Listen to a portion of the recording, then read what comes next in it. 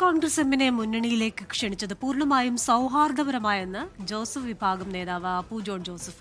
കർഷക വിഷയങ്ങളിൽ സർക്കാരിന് വീഴ്ചയുണ്ടായാൽ എതിർക്കാൻ നിയമസഭയിൽ MLA ഇല്ല. മാണി സാറിന്റെ പാർട്ടി തിരിച്ചു വരണമെന്നാണ് കേരള കോൺഗ്രസുകാരനെന്ന നിലയിൽ തന്റെ വികാരമെന്നും അപ്പു ജോൺ ജോസഫ് പറഞ്ഞു. ഞാൻ ഉദ്ദേശിച്ചത് സൗഹാർദ്ദപരമായിട്ട് തന്നെയാണ്. അത് അങ്ങനെ ഒരു ഞാൻ പറഞ്ഞില്ല, ഞാനും ഇപ്പോഴും പറയുവാണ്, സഹോദര പാർട്ടിയാണ്, സഹോദരന്മാരാണ്.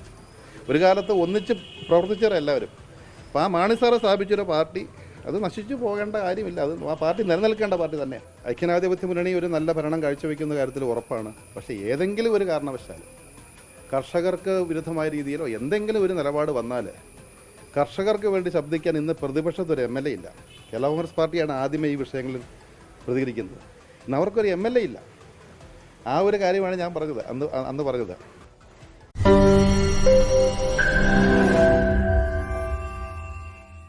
ലോകത്തെവിടെയായാലും ഏത് സമയത്തും 24 വാർത്തകളും ഓഗ്മെന്റഡ് റിയാലിറ്റി പാക്കേജുകളും എക്സ്പ്ലെയിനറുകളും വിശദമായി കാണാൻ ഞങ്ങളുടെ YouTube ചാനൽ നിങ്ങൾക്ക് സബ്സ്ക്രൈബ് ചെയ്യാം.